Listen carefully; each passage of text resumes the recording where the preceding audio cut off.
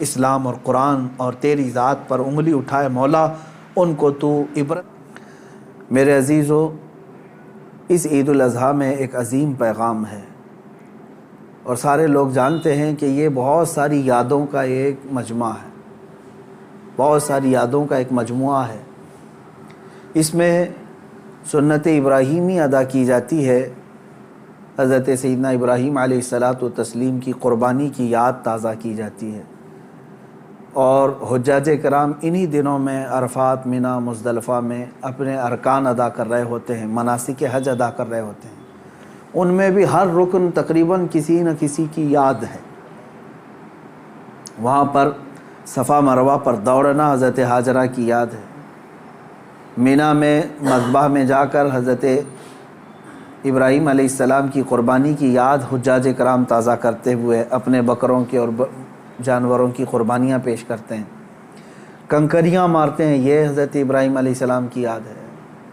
عرفات میں قیام کرتے ہیں، میرے آقا صلی اللہ تعالیٰ علیہ وسلم کی سنت پر مزدلفہ میں آتے ہیں، کنکریاں چنتے ہیں، رسول پاک صلی اللہ علیہ وسلم کی ادا ہیں۔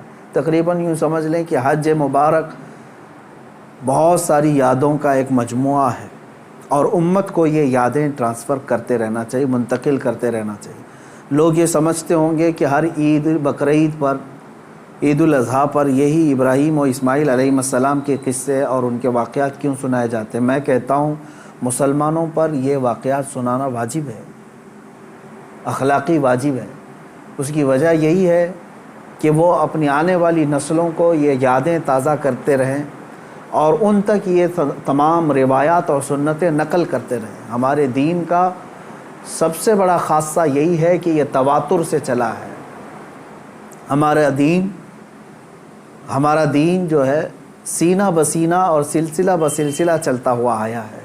اس لیے ہم سب کو چاہیے کہ ان ایام میں اپنے اپنے اولاد کو، اپنی نسلوں کو ان کی یادیں بتائیں، اور یہ تمام واقعات بتائیں کہ کیا ہوئے تھے۔ میں تفصیل میں نہ جاتے ہوئے آج کے دن کا ایک عظیم پیغام آپ سب تک پیش کرنا چاہوں گا۔ بقرعید میں ویسے تو تفصیلی جو واقعہ ہے وہ یوں ہے، اس کا میں اجمال بتا کر کے اپنا میسج دینا چاہتا ہوں۔ سیدنا ابراہیم خلیل اللہ علیہ الصلاۃ والتسلیم اللہ تعالیٰ کے ایک نبی ہیں، برگزیدہ پیغمبر، ایسے جلیل القدر نبی کہ انبیاء کرام علیہ السلام 1,24,000 کم و بیش نبیوں میں حضور اکرم صلی اللہ تعالیٰ علیہ وسلم کے بعد جو سب سے بڑا مرتبہ ہے وہ حضرت ابراہیم علیہ السلام کا ہے۔ حضور صلی اللہ علیہ وسلم کے بعد جو سب سے بڑا مقام ہے وہ حضرت ابراہیم علیہ السلام کا۔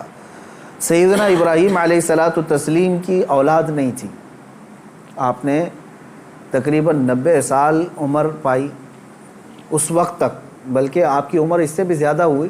جب آپ کی عمر پاک 90 سال تک ہوئی تب تک کوئی اولاد نہیں تھی۔ آپ کی زوجہ ایک حضرت سارہ ہیں اور دوسری حضرت ہاجرہ ہیں۔ پھر روایات یہ بتاتی ہیں کہ 100 سال کی عمر ہو گئی، لیکن حضرت ابراہیم علیہ السلام نے دعا کرنا نہیں چھوڑا تھا۔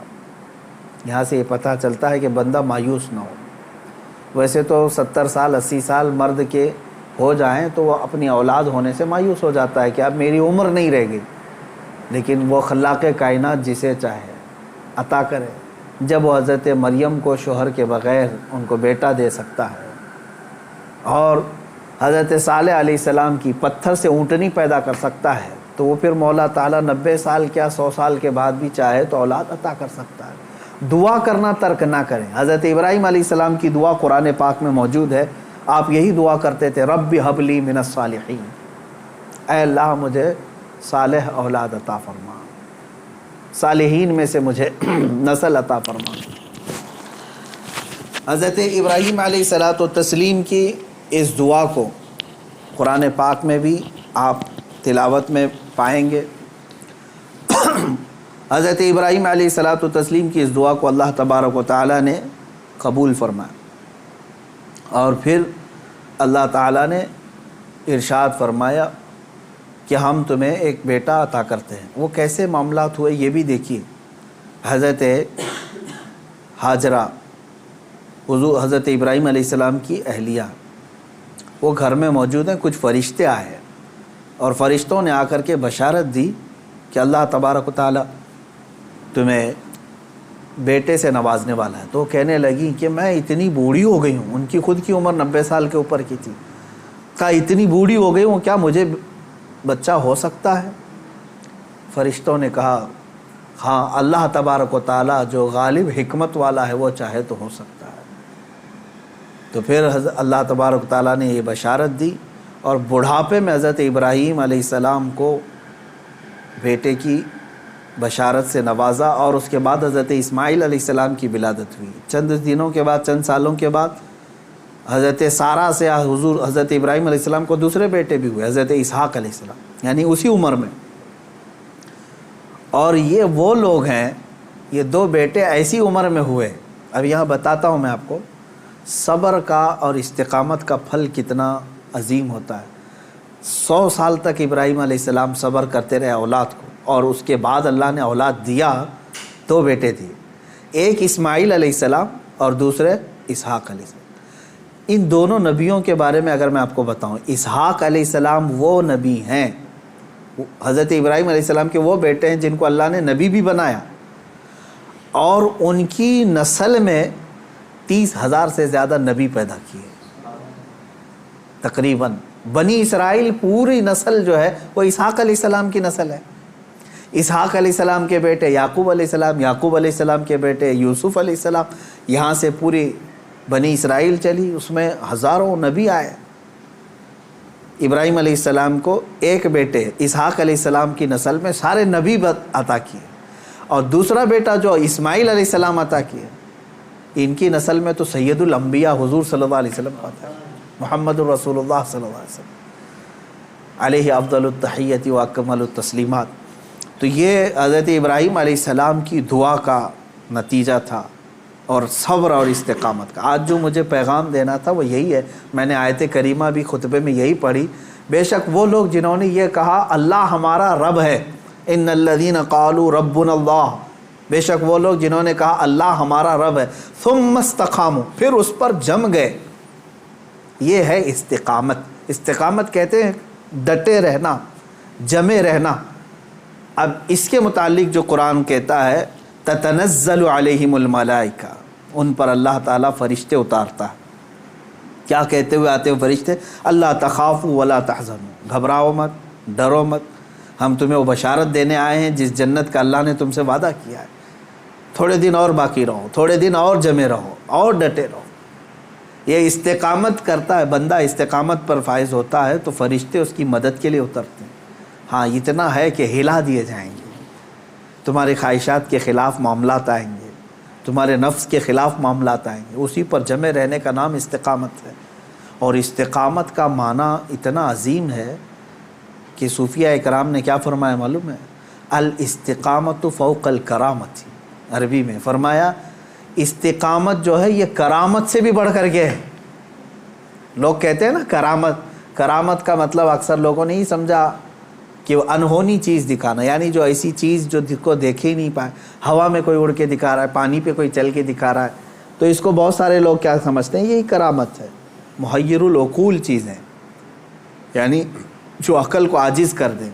اور فرمایا گیا ان کرامتوں سے سب سے بڑھ کر کے استقامت ہے, یعنی شریعت پر جمے رہنا, ڈٹے رہنا.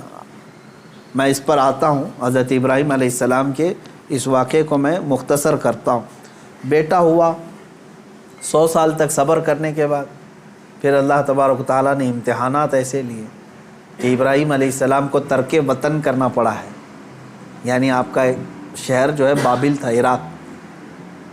واقعہ تفصیل سے آپ کو پھر کبھی, وہاں آپ کو ہجرت کرنا پڑا, وہاں سے وطن چھوڑ دیا آپ نے. آپ کو جان کی بازی بھی لگانی پڑی, آگ میں آپ کو ڈالا گیا ہے, جان کے ساتھ بھی آپ کا امتحان ہوا, اس میں بھی آپ استقامت پر تھے. جب آپ کو نمرود آگ میں پھینک رہا تھا, جبرائیل علیہ السلام آئے اس وقت اور پوچھنے لگے الک حاجتن یا خلیل اللہ, اے اللہ کے خلیل کوئی حاجت ہو تو بتائیں. تو حضرت ابراہیم علیہ السلام آگ میں پھینکے جا رہے ہیں, اس وقت بھی کیا کہتے ہیں؟ ہاں ہے حاجت لیکن اللہ سے, میرا مولا میرے ساتھ ہے.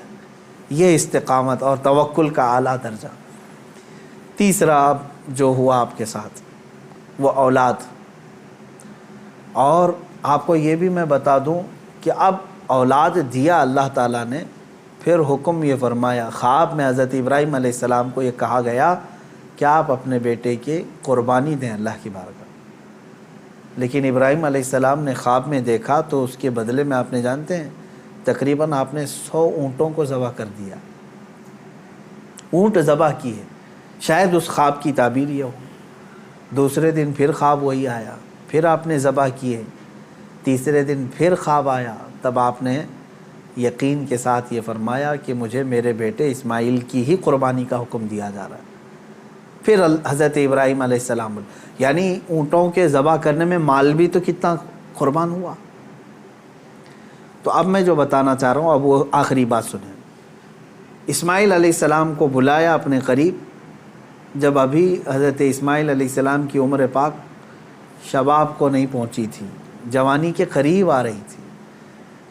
بلا کر کے کہنے لگے کہ انی ارا فی المنام انی اذبحک، اے اسماعیل میں نے خواب میں دیکھا ہے اور اللہ کا حکم یہ پایا ہے کہ میں تمہیں ذبح کر رہا ہوں، تم کیا کہتے ہو؟ حضرت اسماعیل علیہ السلام نے کیا کہا؟ یا ابت افعل ما تؤمر ستجدنی انشاء اللہ من الصابرین. اے میرے والد گرامی، آپ کو جس بات کا حکم دیا گیا ہے وہ کر جائیے، آپ انشاءاللہ آپ مجھے صبر کرنے والا پائیں گے. اسماعیل علیہ السلام، بیٹے کو کوئی یہ کہے. اب یہ اسی کے لیے شاعر نے یہ کہا ہے، یہ مکتب کی کرامت تھی کہ فیضان نبوت تھا، سکھائے کس نے اسماعیل کو آداب فرزندی. ہاں بہرحال اب جو معاملہ پیش آیا وہ پتہ ہے آپ کو. حضرت اسماعیل علیہ السلام کو لے گئے مینا میں، وہ جگہ آج بھی باقی ہے جہاں حجر اسماعیل کہہ کر کے ایک پتھر رکھا گیا ہے، وہاں پر اسماعیل علیہ السلام کو لٹایا گیا. ابراہیم علیہ السلام نے اپنی آنکھوں پر پٹی باندھ لی، ان کے ہاتھ پیر کو باندھ دیا، اور اس کے بعد تیز چاقو سے ان کے گردن پر چھری چلائی، لیکن چھری نہ چلی. روایات یہ بتاتی ہیں کہ آپ نے اس چھری کو پتھر پر مارا، پتھر 2 ٹکڑے ہو گیا، کٹ گیا، لیکن نرم و نازک گلا نہیں کٹا. 2 مرتبہ نہیں کٹا.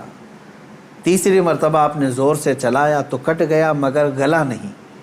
اللہ تبارک و تعالیٰ کے حکم سے جبرائیل علیہ السلام ایک دمبا جنت سے لے آئے اور اسماعیل علیہ السلام کو وہاں سے ہٹا کر کے دمبا رکھا، دمبا ذبح ہو گیا. اسماعیل علیہ السلام کھڑے رہے. ابراہیم علیہ السلام جب ذبح کر چکے تو اپنی آنکھوں سے پٹی ہٹا کر کے آپ اللہ کا شکر ادا کر رہے تھے کہ اے مولا تیرا جو حکم تھا وہ میں نے مکمل کر دیا. تو جب آپ نے پٹی ہٹا کر کے دیکھی تو بکرا ذبح ہے اور اسماعیل علیہ السلام سلامت ہے. تو رب تبارک و تعالیٰ نے یوں ارشاد فرمایا، قد صدقت الرؤیا یا ابراہیم، اے ابراہیم تو نے ہمارے بتائے ہوئے خواب کو سچ کر دکھایا.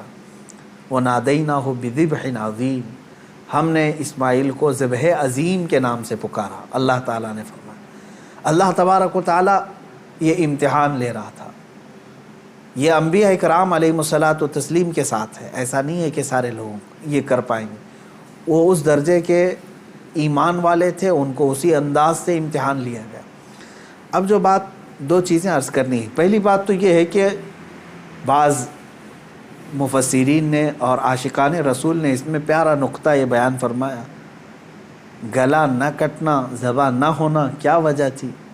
تو فرمایا گیا اس لیے کہ اسماعیل علیہ السلام کی پیشانی میں نور محمدی تھا. حضور اکرم صلی اللہ تعالیٰ علیہ وسلم کا نور پاک تھا، انہی کی نسل میں حضور تشریف لائے. ابھی دنیا میں نور محمدی کو آنا تھا. اب بعض مفسرین اس بات پر ہی نہیں رکتے بلکہ ان تمام چیزوں کو اوپر تک لے جاتے ہیں. ابراہیم علیہ السلام کو آگ نے نہیں جلایا، وہاں پہ بھی نور محمدی ان کے پیشانی میں تھا. نوح علیہ السلام کی کشتی غرق نہیں ہوئی اس لیے کہ نوح علیہ السلام کی پیشانی میں بھی نور محمدی تھا. بہرحال دوسری بات میں جو بتانا چاہ رہا ہوں وہ 4 چیزیں تھیں. ابراہیم علیہ السلام کا وطن سے ہجرت کرنا، ان کا آگ میں ڈالا جانا اور ان کا جانوروں کو ذبح کرنا. پھر چوتھے نمبر پر اولاد. کوئی بھی انسان اپنی زندگی میں 4 چیزوں سے بے انتہا محبت کرتا ہے. 4 چیزیں اس کی بہت محبوب ہوتی ہیں. پہلی چیز اس کا وطن، جہاں پر پیدا ہوا، جہاں رہ رہا ہے، اس سے وہ محبت کرتا ہے۔ دوسری چیز وہ اپنے مال سے محبت کرتا ہے۔ تیسری چیز وہ اپنی اولاد سے محبت کرتا ہے۔ چوتھی چیز وہ اپنی جان سے محبت کرتا ہے۔ اور امتحان انہی چیزوں سے ہوتا ہے جس سے محبت کیا جاتا ہے، ایسی دوسری چیزوں سے نہیں امتحان لیا جاتا۔ آپ کو جو چیز ناپسند ہے میں کہوں وہ دے دو، وہ فوراً اٹھا کے دے دیں گے، جیسے گھر میں رکھا ہوا کچرا اٹھا کر کے فقیروں کو دے دیتے ہیں۔ ہاں، امتحان تو اس وقت ہوگا جو اپنے مزے کی اور پسندیدہ چیز آپ بنا رہے تھے اور پھر آپ کو کہا گیا اس میں سے دے دو، تب مشکل ہو جاتا ہے۔ ہاں، جو دے دیا اور پھر وہ امتحان میں کامیاب ہوا، اپنی پسندیدہ چیز۔ ابراہیم علیہ السلام سے جو امتحانات لیے گئے وہ چاروں محبوب چیزوں سے امتحان لیے گئے، اور اب چاروں امتحانات میں ثابت قدم رہے۔ آپ نے وطن بھی ترک کیا، جان بھی جوکھم میں ڈالی، اولاد بھی اور اپنا مال بھی۔ پھر اللہ تبارک و تعالیٰ نے اس عظیم مقام پر آپ کو فائز فرمایا جو حضرت ابراہیم علیہ السلام کو آج بھی کیا لقب ہے معلوم؟ ابو الانبیاء کہا جاتا ہے۔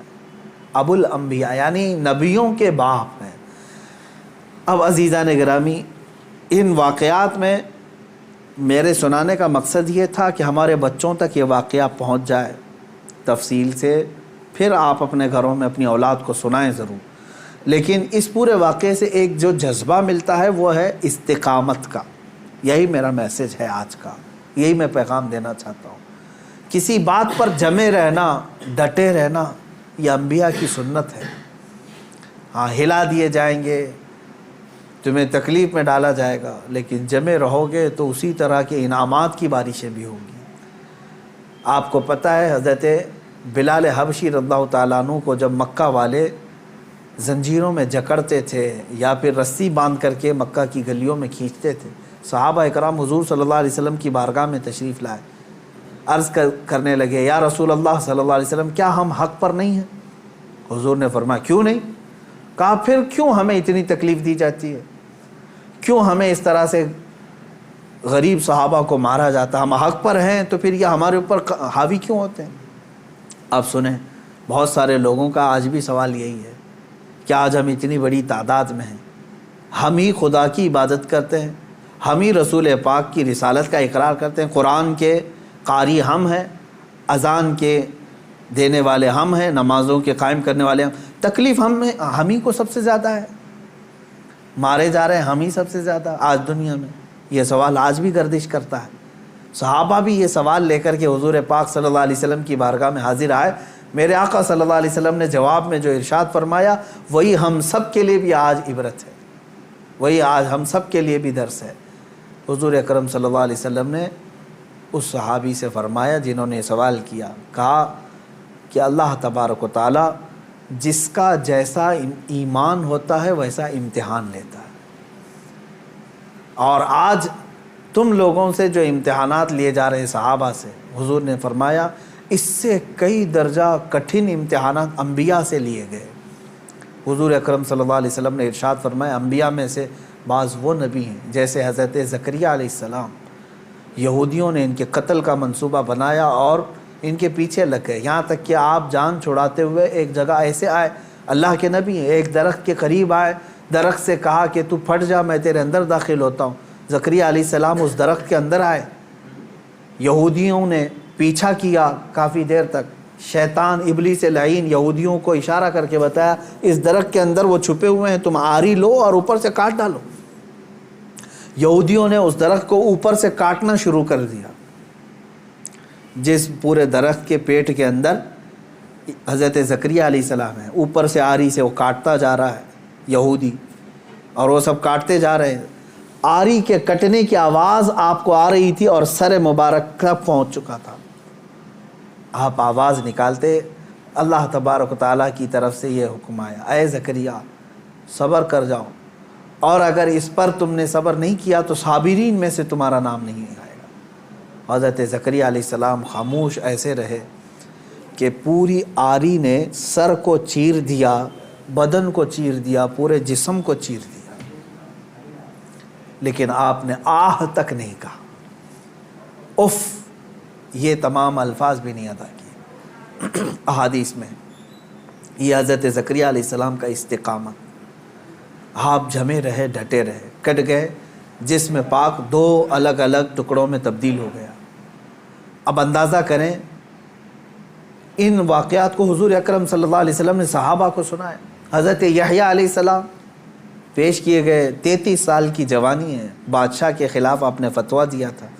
وہ دو بہنوں کو ایک نکاح میں رکھا تھا، آپ نے فرمایا حرام ہے تیرے۔ بادشاہ نے کہا تم کیا مجھے بھی فتویٰ دو گے، مجھے بھی سکھاؤ گے؟ حضرت یحییٰ علیہ السلام نے کہا اللہ کی شریعت ہے، وہ ہر ایک پر نافذ ہے۔ اس بادشاہ نے اپنے خلاف اس فتوے کو دیکھ کر کے آپ کے قتل کا حکم دیا اور آپ کو قتل بھی کیا گیا۔ آپ کا سر مبارک الگ کر کے تشت میں رکھا گیا۔ نبی کی بات کر رہا ہوں، حق بات بولنے پر یہ مصیبتیں آئیں گی۔ اسی لیے شاعر نے بہت اچھے انداز میں کہا یہ شہادت گئے الفت میں ہے قدم رکھنا، لوگ آسان سمجھتے ہیں مسلمان ہونا۔ ہاں، لوگ یہ سمجھتے ہیں کہ آپ مسلمان ہیں، ہم کو تو کچھ ہونا ہی نہیں چاہیے۔ اگر کچھ ہونا ہی نہیں چاہیے تو پھر تم جو ہے بہت عیش و عشرت میں رہ رہے ہو اور اپنے ایمان کی خیر لو، تم گزارے جاؤ گے اگر امتحانات سے، تو اللہ رب العزت کا شکر بجا لانا کہ ہاں تمہارا ایمان سلامت ہے اور اللہ تبارک و تعالیٰ تمہارا ایمان بلند کرنا چاہتا ہے۔ کیا اصحاب کہف نہیں آزمائے گئے؟ اصحاب کہف 7 لوگ تھے، ایمان چھپائے ہوئے تھے اور بادشاہ سے ڈر کر کے پھر وہ اپنا شہر چھوڑ کر کے نکل پڑے۔ تو جس غار میں وہ جا کر پناہ لیے، بادشاہ نے ظلماً ان کے اوپر دیوار بنا دیا، ان کی قبر بنا دیا اسی میں۔ لیکن قرآن پاک آج بھی گواہی دیتا ہے، اللہ تعالیٰ ان استقامت پر قائم بندوں کو اللہ تعالیٰ نے ایسی فضیلت سے نوازا کہ آج تک وہ اپنے غار میں سوئے ہوئے ہیں۔ اور قرآن کہتا ہے کہ سورج بھی ان کے اوپر سے ڈائریکٹ نہیں جاتا، جب کہف پر آتا ہے غار پر تو یا تو دائیں ہو جاتا ہے یا بائیں ہو جاتا ہے۔ وَتَرَى الشَّمْسَ إِذَا طَلَعَتْ تَزَاوَرُ عَنْ كَهْفِهِمْ ذَاتَ الْيَمِينِ وَإِذَا غَرَبَتْ تَقْرِضُهُمْ ذَاتَ الشِّمَالِ۔ سورہ کہف میں ایمان پر قائم رہنے والوں کے لیے اللہ تعالیٰ انعامات نازل کرتا ہے۔ آج کے دور میں بہت سارے لوگ پریشان اس بات سے ہیں، ارے کیا ہو جائے گا ہمارے ساتھ، اور خصوصاً علماء سے میں یہی گزارش کروں گا کہ حق بات بولنے میں اگر گردن چلی جاتی ہے تو اس کی پرواہ نہ کریں، اس لیے کہ یہ ہماری شریعت میں صحابہ کی سنت اور تابعین کی سنت رہی ہے۔ مجھے ایک بات یاد آتی ہے، سیدنا امام احمد بن حنبل رضی اللہ تعالیٰ عنہ مشہور امام ہیں، تقریباً ہمارے اماموں میں سے جو سب سے زیادہ تکلیف اٹھانے والے، مشقت اٹھانے والے امام وہ امام احمد بن حنبل ہیں۔ اللہ تبارک و تعالیٰ ان کی تربت پر ہزاروں رحمتیں نازل کرے۔ کبھی امام احمد بن حنبل کو پڑھ لینا، آنکھیں بھیگ جائیں گی۔ اپنے زمانے کی سختیاں انہوں نے برداشت کی ہیں، وقت کے ظالم خلفاء کے خلاف۔ السلام علیکم ورحمۃ اللہ وبرکاتہ۔ میرے پیارے عزیز دوستو، محترم بھائیوں، امید کرتا ہوں کہ مفتی سلمان اظہری صاحب کا یہ مختصر سا بیان آپ کو بہت ہی زیادہ پسند آیا ہوگا۔ اس بیان کے اندر مفتی سلمان اظہری صاحب نے عید الاضحیٰ یعنی بقرہ عید کے تعلق سے کچھ چند باتیں ارشاد فرمائی اور ہم کو ترغیب دلائی کہ ہم کس طرح بقرہ عید کو ادا کریں، عید الاضحیٰ کو کس طرح گزاریں، عید الاضحیٰ میں کس طرح اللہ اور اس کے پیارے رسول علیہ الصلاۃ والسلام کو راضی کریں، کس طرح اللہ تبارک و تعالی نے ہم پر قربانی کو واجب کیا اور قربانی کو واجب کیوں کیا، اور قربانی کا گوشت کن لوگوں تک پہنچانا چاہیے، قربانی کن لوگوں پر واجب ہے، کن لوگوں پر واجب نہیں ہے۔ یہ تمام کی تمام ساری باتیں مفتی سلمان اظہری صاحب نے اس 20 سے 22 منٹ کے بیان کے اندر ہم کو سمجھا دیں۔ اللہ تبارک و تعالیٰ کی بارگاہ میں دعا ہے کہ اللہ پاک اپنی رحمت سے ہمیں ان تمام باتوں پر عمل کرنے کی توفیق عطا فرمائے۔ پیارے دوستو، اسی طرح کے بیانات سننے کے لیے میرے اسی چینل کو ابھی سبسکرائب کر دیں، ویڈیو کو لائک کر دیں اور زیادہ سے زیادہ شیئر کر دیں تاکہ دوسرے مسلمانوں کو بقرہ عید کے حوالے سے کچھ چند باتیں معلوم ہو جائیں اور وہ ان پر اچھے سے عمل کر سکیں۔ ثواب کی نیت سے ویڈیو کو شیئر لازمی کر دیں۔